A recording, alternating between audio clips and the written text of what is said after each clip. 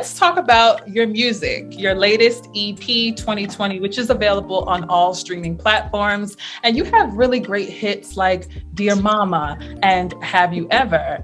And I noticed in the introduction of Have You Ever, there is some singing. So we just learned that you do play some instruments. Now, do you also sing as well? I do. Hey. Fun fact. Fun fact. I never wanted to be a rapper. That was not my thing. I did not grow up listening to rap music. I didn't grow up rap was rarely played in the household. That was never a thought. I grew up listening to soul, jazz, doo-wop, classical music. It was totally not what I was thinking. I wanted to be a singer as a kid. In the household, I'd always sing. I'd write songs. I'd sing to all my family members, and it was something that everyone thought I was going to do. Right. And I really, really wanted to do it. I was gonna I'm gonna be a famous singer.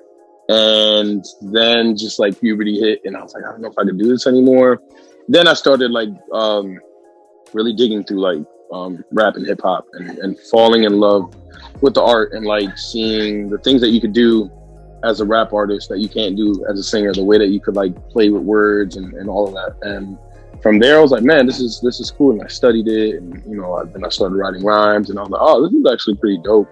And I feel once I pursued that, I was man, I don't think anyone would even think that I would be a rap artist, as opposed to maybe some people would think maybe I'm a singer. Yeah, but look at you now. Now you are dropping your highly anticipated album this year on December 15th. I am. Titled Grown AF. Yeah. Yes. What can we expect from some of those tracks? Because I was listening to you a lot, especially on Apple Music, and I just fell in love with songs like Wakanda, like Black Men. Well, yeah. You have Nice. a huge number of hits and singles and EPs. So I'm curious, how is Grown AF going to differ from 2020 and a lot of your past hits? So Grown AF is really, I feel it is probably going to be my best body of work. It's going to be a super raw, just straight hip hop rap. And it just talks about being grown, being an adult in this world, being a grown Black man living in America. And it's a 12-track album, fully again produced by me. Right. No features, straight me, and just going in. And it's one of those things that it's all raw. I'm not holding back. It's super pushing back. Yeah, it's pushing boundaries. It pushes conversation. It's a lot of controversial topics, and it's just straight. It's a really good rap album. Yeah. I love that, and it's right in time, a couple of weeks before Christmas. So we have something to look forward to. Now, I did notice on the cover of 2020, it's you and a beautiful woman.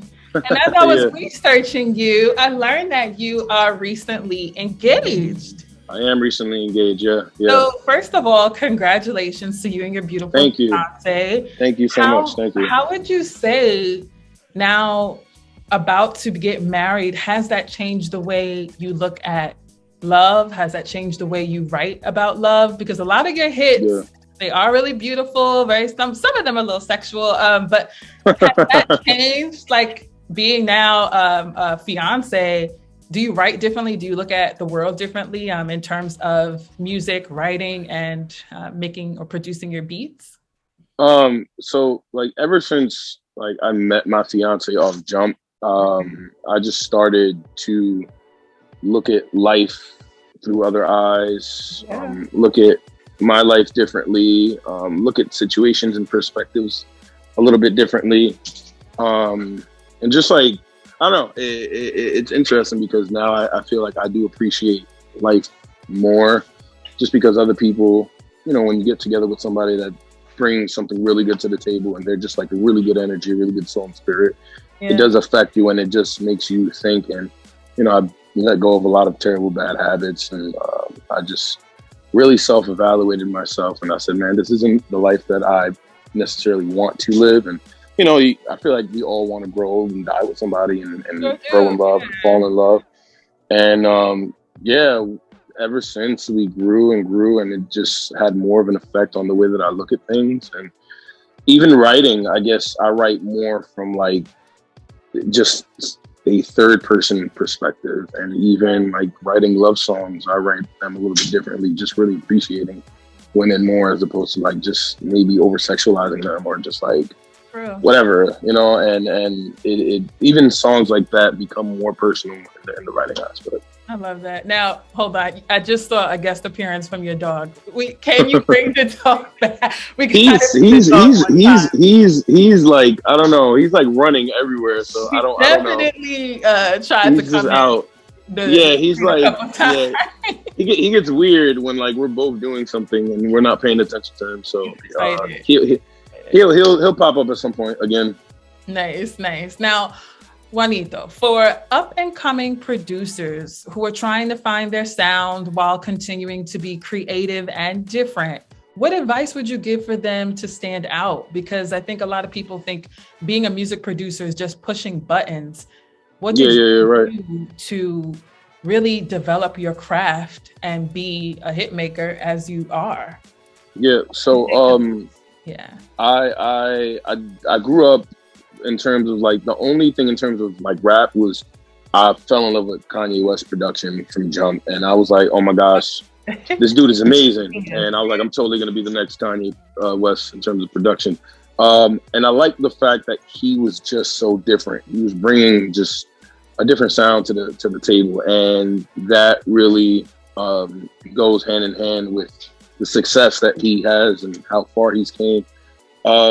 Honestly, I always tell other producers, just find something that you're really, really good at and make it so much better to where there's like, you know, don't be scared to experiment with different sounds and different things. And just like, feel like once it starts sounding different to you, you'll start figuring out how it all start rolling. Yeah, because it's a honest and it's your sound, so you got to stay true to that. Right. Now, what are your thoughts on the current state of hip hop? Do you see the genre and the culture continuing to progress and grow, or would you say it is stagnant? I have so many mixed reviews on the state of hip hop. I think mainly part of that is the fact of the type of rap music that I am more attracted to and the type of artist I am. Like, for example, I am a huge J. Cole fan, and I'm very, very inspired by J. Cole and Kendrick Lamar and Common and a lot of people that actually can rhyme.